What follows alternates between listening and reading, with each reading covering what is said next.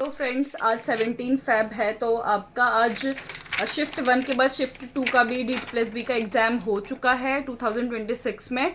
ठीक है, तो अगर हम बात करें एग्ज़ाम एनालिसिस की, शिफ्ट 2 का पेपर कैसा था, उसमें पार्ट 1 पार्ट 2 किस तरीके से, तो फर्स्ट ऑफ ऑल आप सभी को कॉन्ग्रेचुलेशंस कि आपका एग्ज़ाम हो चुका है। आई होप आप सभी का एग्ज़ाम बहुत अच्छा गया होगा। कमेंट में ज़रूर बताना जिस भी पार्ट में डिफ़िकल्टी आई हो, ताकि आगे जो जिन बच्चों का आगे वाली शिफ्ट में या आगे वाले डेट्स में एग्ज़ाम है तो उनके लिए थोड़ा हेल्पफुल हो जाए। ठीक है, थोड़ा हेल्प उनकी करने की कोशिश करना। उसके बाद फ्रेंड अगर हम बात करें पार्ट ए की, तो पार्ट ए में ये सुना गया है कि फ्रेंड्स जो एग्ज़ाम है ना वो टाइम कंज्यूमिंग थोड़ा ज़्यादा था, जिसकी वजह से पार्ट ए में इतना टाइम लग गया कि पार्ट बी तक पहुंचते पहुंचते बच्चों के काफ़ी हद तक 10 से 15 क्वेश्चन छूट गए हैं, क्योंकि टाइम ए ही इतना पार्ट ए ही इतना कंज्यूमिंग था। ऑब्वियसली होगा क्योंकि उसमें रीजनिंग है, मैथ्स है। रीजनिंग बहुत ज़्यादा टाइम टेकिंग थी, लेंदी थी, टफ नहीं बोलेंगे लेकिन लेंदी थी। ये सुनने को मिला है कि बहुत ज़्यादा लेंदी थी, टाइम मैनेजमेंट नहीं हो पाया इसकी वजह से। तो आप अपना जो जिनका भी आगे एग्ज़ाम है उनके लिए एक बेनिफिट ये है कि यहाँ से उनको ये समझने को और जानने को मिला है कि भाई जो एग्ज़ाम है वो बहुत लेंदी है, टफ नहीं है, कहीं ना कहीं इजी टू मॉडरेट है, बट लेंदी बहुत ज़्यादा है, टाइम टेकिंग है, टाइम कंज्यूमिंग है। ठीक है, तो आप उस चीज़ पे अपना बहुत अच्छे से ध्यान रखना। आपने जो भी पढ़ लिया है बस उसको बार बार रिवाइज करो ताकि आपकी स्पीड ज़्यादा बढ़ती रहे। अपना मॉक टेस्ट देते रहो। ठीक है, अगर आपको मॉक टेस्ट के लिए आपको टेक्स्ट बुक का अगर मॉक परचेज करना है तो उसके लिए मेरा कूपन कोड है, आप वो भी यूज़ कर सकते हो। आपको 10 to 15% 20% डिस्काउंट मिल जाएगा। अगर आपको कूपन कोड चाहिए होगा तो आप प्लीज़ कमेंट में बता देना। मैं कोई सेल नहीं करी, कुछ प्रमोशन नहीं करी, बस यही है कि मैं यूज़ करती थी और अब मेरा चैनल है तो उस हिसाब से मुझे वो मिल रहा है कूपन कोड। तो अगर आपको चाहिए होगा तो आप बताना, जिनको चाहिए होगा मैं उन्हीं को ही मैसेज करके बताऊंगी। मेरा ऐसा कुछ प्रमोशन करने का कुछ भी नहीं है। तो अगर हम पार्ट ए में अगर हम बात करें, सबसे पहले हम लैंग्वेज की बात करते हैं। तो लैंग्वेज ईजी था आपका। पैसेज हिंदी में पद्यांश, इंग्लिश में पैसेज आपके आए थे। पैसेज में आप थोड़ा मेहनत कर लेना, थोड़ा प्रैक्टिस अच्छे से करके जाना, वहां से आपके 5 मार्क्स एटलीस्ट पक्के हो जाएंगे। फिर बात रही इंग्लिश की, तो उसमें एंटोनियम, सिनोनियम्स, आपका वोकैब ये सब ज़्यादा था, इसको अच्छे से पढ़ लेना। ठीक है, हिंदी में आपके मुहावरे, लोकोक्तियाँ, अगेन मैं सेम वही चीज़ें बोल रही हूँ लेकिन वही चीज़ें रिपीट हो रही है हर शिफ्ट में, तो क्या कर सकते हैं। ठीक है, और आपका विलोम शब्द, पर्यायवाची शब्द, ये आप अच्छे से मुहावरे, लोकोक्तियाँ, ये सब आप अच्छे से हिंदी में प्रैक्टिस करके चले जाना। तो इंग्लिश और हिंदी आपका इजी टू मॉडरेट ही देखा गया है। बात रही रीजनिंग की, तो रीजनिंग लेंदी था, टाइम टेकिंग था, थोड़ा टाइम मैनेजमेंट का ज़्यादा इशू हो रहा था, ये टाइम कंज्यूमिंग था। मैथ्स की अगर हम बात करें, ठीक है, तो मैथ्स आपका बेसिक आया था लेकिन लेंदी वो भी था, अर्थमेटिक से ज़्यादा क्वेश्चन से, लेकिन आपका ईजी था, कोई टफ नहीं था मैथ्स।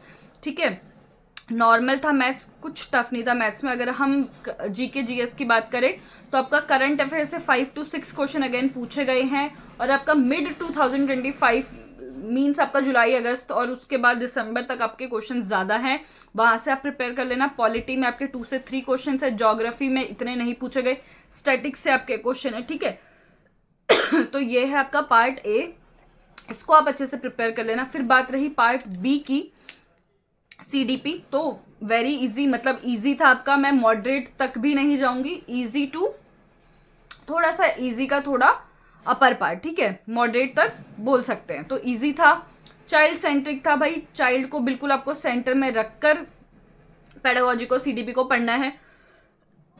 ठीक है, चाइल्ड के पर्सपेक्टिव को समझना है, हाँ, चाइल्ड के पर्सपेक्टिव को समझ के आपको क्वेश्चन करना है। उसके बाद थ्योरीज ज़्यादा बिल्कुल नहीं थी है, ठीक है, थ्योरीज इतनी ज़्यादा नहीं थी।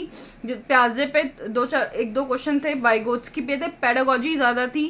ठीक है, आपका कॉन्सेप्चुअल बेस्ड था बट इजी था। ठीक है, कॉन्सेप्चुअल बेस्ड थे बट इजी क्वेश्चन थे, एप्लीकेशन बेस्ड क्वेश्चन थे, टीचिंग एड्स पूछे गए थे। थ्योरी बिल्कुल नहीं थी, थ्योरी आपकी 1 या 2 क्वेश्चन में होगी, बाकी थ्योरी एज सच आपको देखने को एग्जाम में बिल्कुल नहीं मिली है। ठीक है, कॉन्सेप्ट अपने क्लियर करो, किसी अपने पेडागोजी में अपना एप्लीकेशन बेस्ड जितना हो सके आप चाइल्ड को सेंटर में रख के, या अगर आप क्लासरूम में होंगे रियल लाइफ को ध्यान में रखते हुए आपको आपके क्वेश्चन आए हैं। ठीक है, तो ये सब आपको ध्यान रखना है। बात रही आपकी जेंडर से क्वेश्चन थे, आपके NCF से क्वेश्चन थे, RTE से क्वेश्चन थे, NIOS से भी क्वेश्चन थे जो पूछ रहे थे मैम NIOS सिर्फ हो जाएगा देखो सिर्फ कुछ नहीं होता, सिर्फ NIOS से आ जाए तो सारे बच्चे वही पढ़ के चल जाए और 100 में से 100 मार्क्स ले आए, ये आपको भी पता है।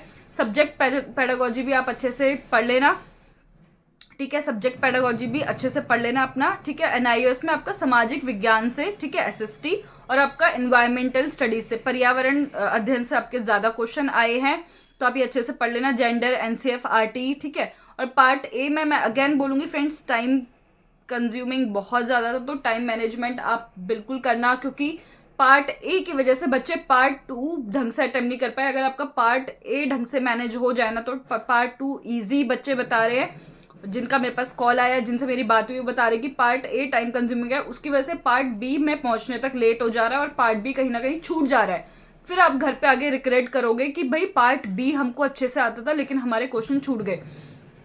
तो अपना कोशिश करना, जो भी आपको पार्ट ए में जो भी एक्चुअल में आपको आता है, फटाफट करके अपना पार्ट बी में जाओ और पार्ट बी पूरा अच्छे से फिनिश करो, ठीक है।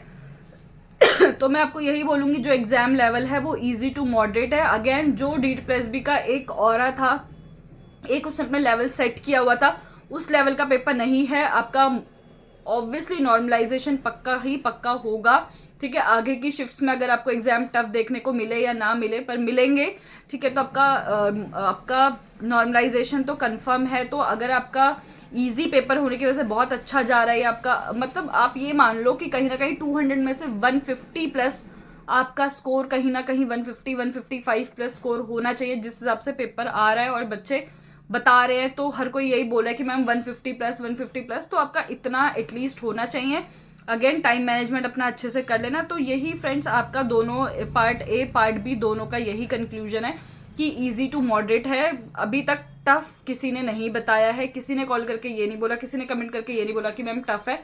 तो इजी टू मॉडरेट है। अपना अच्छे से जो आपने पढ़ लिया है उसी को बार बार रिवाइज करो, और मेन चीज़ है टाइम मैनेजमेंट, अपना मॉक टेस्ट देते रहो और टाइम मैनेजमेंट बहुत अच्छे से करो। तो बस यही मैं आपको बताना था, मैंने सारा कंक्लूजन जो भी है मैंने लिख लिया था फ्रेंड्स, ठीक है। तो आई होप आपको ये वीडियो पसंद आई होगी। अगर आपको ये वीडियो पसंद आई है तो चैनल को सब्सक्राइब कर लेना, वीडियो को लाइक कर देना, ऐसे ही इन्फॉर्मेटिव वीडियोस के लिए चैनल पे बने रहना, ठीक है। और ऐसे शिफ्ट 3 का भी और आगे जो भी जितने भी एग्जाम है डेली आपके DEET+B के PRT में, तो उसके एनालिसिस मैं आपके सामने लेकर आती रहूँगी, ठीक है। इसके क्वेश्चंस की बात है तो क्वेश्चन भी मैं ज़रूर सामने लेकर आऊँगी, ठीक है। अभी इस वीडियो के लिए धन्यवाद।